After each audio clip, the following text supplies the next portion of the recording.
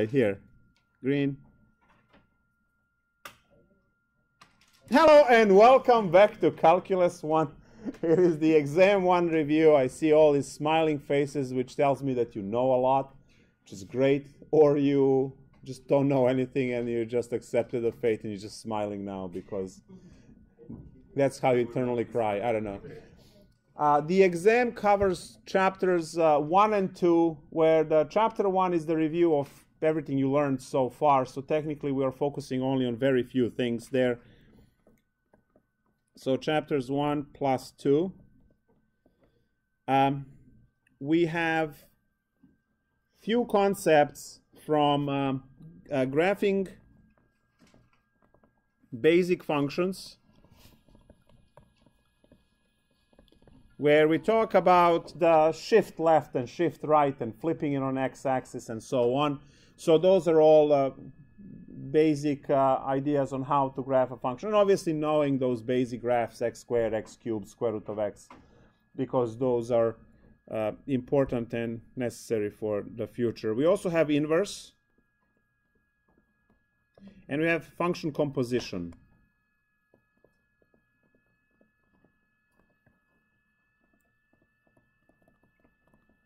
So those are the most important highlights from chapter 1, and you should have should know how to do those. And then we are moving to limits. So we have 3 ways of how to take the limit. There is so find limits, and that's going to be graph. This is why you need to know how to graph. And then table, the chart, right, of values, and 3, algebra. So these are covered in 2.2, and this one is covered in 2.3. Now for algebra, you know it's canceling, rationalizing, right? Those are the factoring. Those are the techniques that we use to solve. Please remember that if you get divide by 0, you immediately have to figure out what kind of algebra revolves around that problem.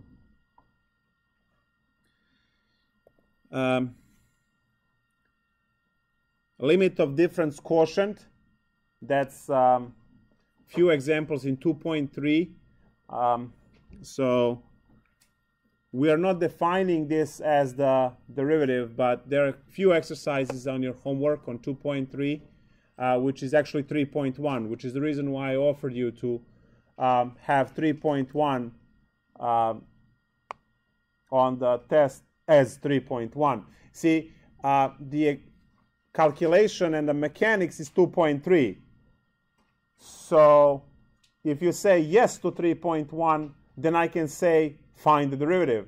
If you say no to 3.1, I say find the limit. It's the same problem either way, right? Because the mechanics of figuring out that particular calculation is in 2.3. So limit of difference quotient.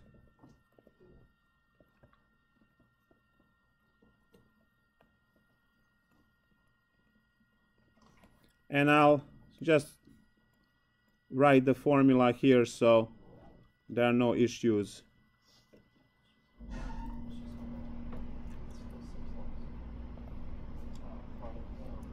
And then we finally have vertical asymptote,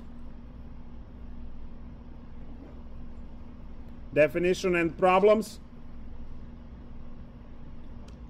You have to know the formula. So see, I understand that you all know how to set denominator equal to 0 and vertical asymptote, or Virginia, whatever you like.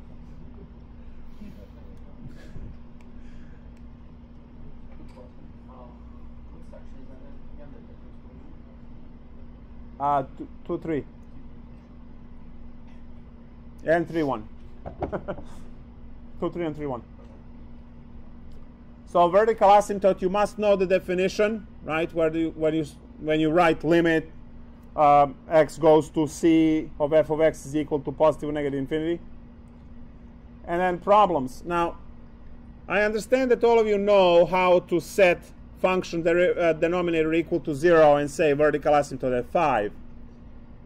But the problem in calculus says prove that you have a vertical asymptote at 5, which means do that limit. So it's different than what you've seen in pre-calc. Horizontal asymptote.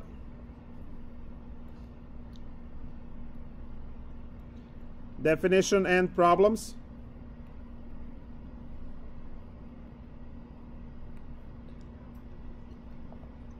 Continuity. Oh, wait, squeeze theorem. I almost forgot.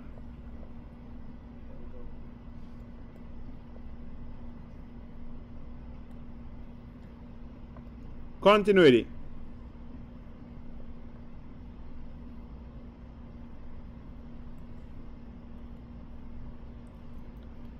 At a point and global.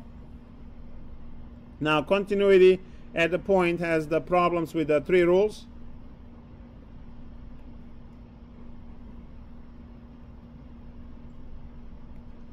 And this one is the theorem.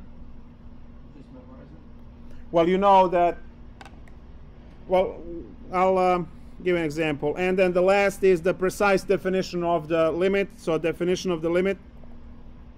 How about this? Epsilon delta. Definition of the limit.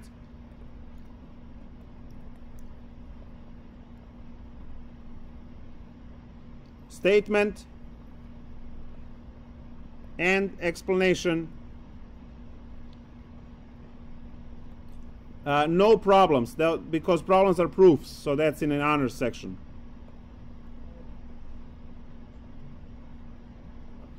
So you said that I said for every epsilon there exists a delta such that the limit, the f of x minus L less than epsilon whenever 0 less than x minus delta, x minus a less than delta.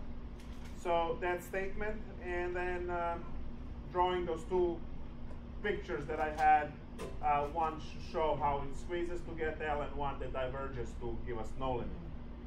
So that's 2.7. Generally, what I find problematic on Calculus 1 exam is this what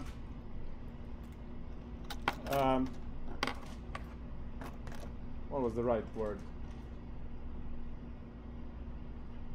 It's a lack of experience in terms of what calculus is and how calculus is done. So it's not just you know how to multiply 2 numbers and you write it out. It's actually this problem over here is going to be an essay, right? And this problem over here could be an essay as well. So you could have 2 questions when you're going to write 1 or 2 paragraphs. That's writing, right? Well, oh, it's a math exam. Well, words, right? Part of math as well. So what kind of essay? I think I showed this in class at one point. If I say, is the function, so is this continuous? And then I have x minus 1 divided by x squared plus 1. So that is a question that you answer using an essay. Not 500-word double-spaced essay. You write a paragraph. You say, by theorem we know that all polynomials are continuous on the entire domain. We see 2 polynomials that are divided. And then you say that x squared plus 1 can never be 0, because it can't. If you try to solve it, you get plus and minus I. So you cannot get 0 in denominator, therefore this is continuous on the entire domain negative infinity to positive infinity, because the denominator can never be 0. It is a very simple argument which you can answer only if you learn the theorem. And the theorem says all exponential functions are continuous, logarithmic functions continuous, sine, cosine, polynomials.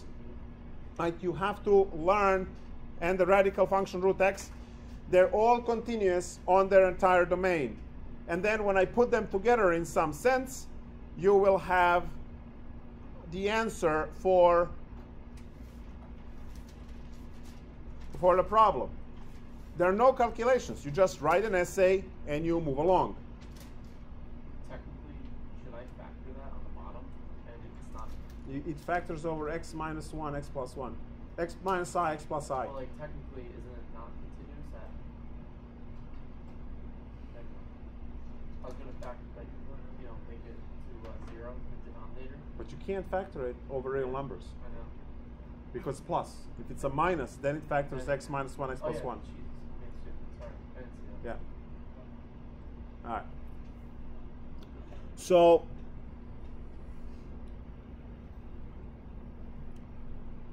need to write a paragraph for this type of a problem.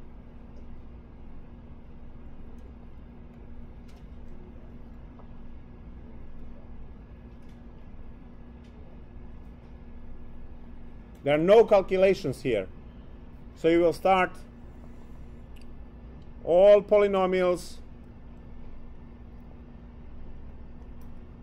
are continuous on the entire domain, and domain is negative infinity to infinity, since x squared plus 1 equals 0 has no solution. Denominator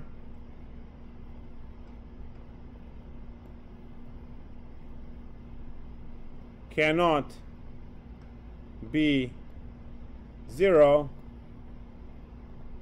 therefore x minus 1 over x squared plus 1 is continuous on this. So this is it. Yeah, it's 4 lines, but it's text. And you write this answer because you learned the theorem which says all of these particular functions are that. You had a question on asymptotes, right? Yeah. What is it? So for the vertical asymptotes, basically, if it's over 0, that's when you know there's an asymptote. And then, like, say you have 1 over 0. And then if it's a regular finite number, that means there's just a limit, right? Or no asymptote. Open circle, yeah. Okay. So the question is, Like, you can do for the vertical asymptotes, that's our, I believe, 2.4. yeah. First, the definition says that if x goes to a plus or minus f of x, and you get some type of infinity, we have a vertical asymptote at x equals a. So, a question like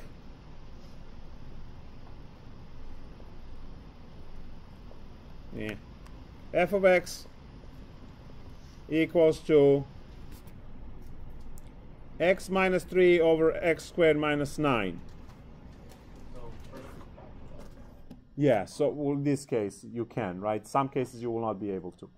So in this case, you look at this and you say, all right, I learned in pre-calculus 1 that I'm supposed to set denominator equal to 0. When you do that, you will get x equals negative 3 and x equals to 3. These are not your vertical asymptotes. These are candidates for vertical asymptotes. You have to do the limit procedure to see if they are asymptotes or not. So limit as x goes to negative 3 of, let's say from the left, of x minus 3 over x squared minus 9 gives us the limit x goes to 3, negative 3 minus from the left. Then we have x minus 3 over x minus 3, x plus 3. And these cancel, and look what you get. So right away you know the plus 3 is gone. So this is 1 over 0. I'll put that in quotation marks, right? So this actually is a vertical asymptote here because you are getting infinity. You are getting infinity in this case. The answer here is negative infinity for this one. So I'm just going to erase this and put negative infinity. So that tells us yes, vertical asymptote at x equals negative 3. Now if you check the other one, x goes to 3 from left to right, you will have the same calculation with a different number, and you will get obviously different answer.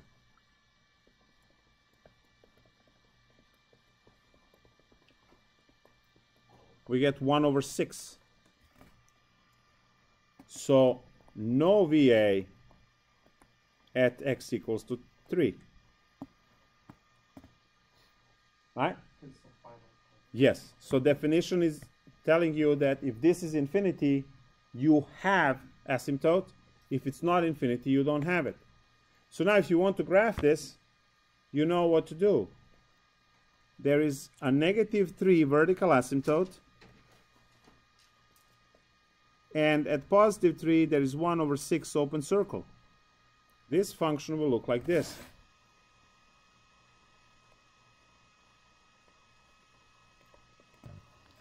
It must look like that. Now we're going to learn much more about this in chapter 4, 4.3 in particular. But right now you see a problem. Now you can have none of the points in denominator to be vertical asymptotes, so they can all be open circle, or they can all be vertical asymptotes. You can have 6 vertical asymptotes, or you can have 1 or 2. So you can have any number of vertical asymptotes, any number of open circles. It depends on the type of the problem. Now this problem has both of them. So there you go. Or a good way to like determine if it's infinity or infinity, do you recommend like just like a little number line and then maybe plugging in like no, this is actually the part of the easy graphing that I mentioned, the first thing that I wrote all the way on the top. okay. Because learning how to graph by hand is essential, right? If you want to understand how the stuff works, as engineer, you look at the graphs. Mm-hmm.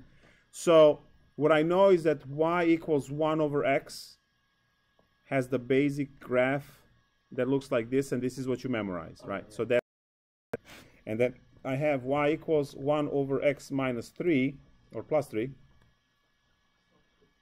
Now that plus 3 is going to be shift to the right. Sorry, shift to the left. Shift to the left. That's what it does, this plus 3. So you get to draw the same graph as you have earlier, except now you have to have a vertical asymptote at negative 3, and you draw the same graph. And now you have at 3, you have the 1 over 6 open circle, because you can't have a value, it's not an asymptote, but you still can't have a value because original problem had that in the denominator. So there's no value there. So it's just one value missing. And then you add open circle at above positive 3. That's how you graph these guys. Any other questions, concerns for?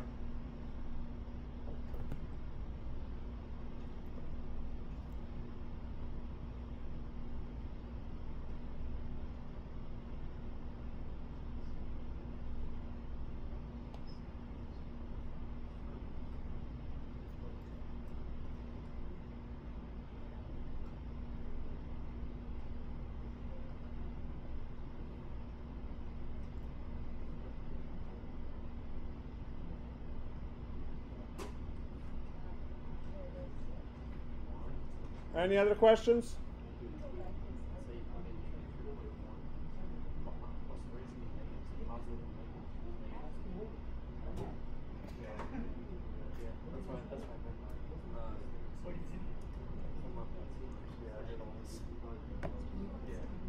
So for continuity, you need to know how to do 3 rules. And then for global continuity, writing an essay, right?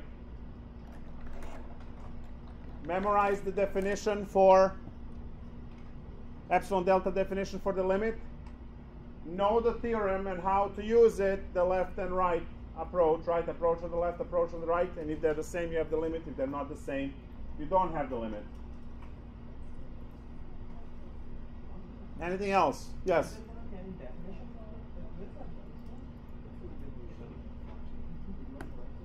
I just did like 5 times. Yes, and I listed them all.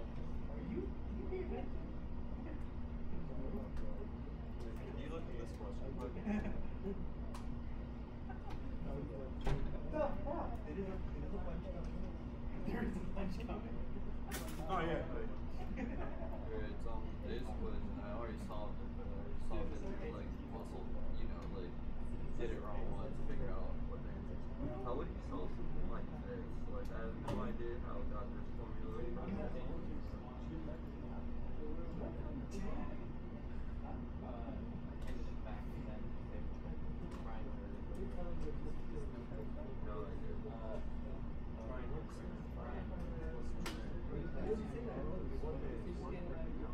Yeah, that's what I'm saying.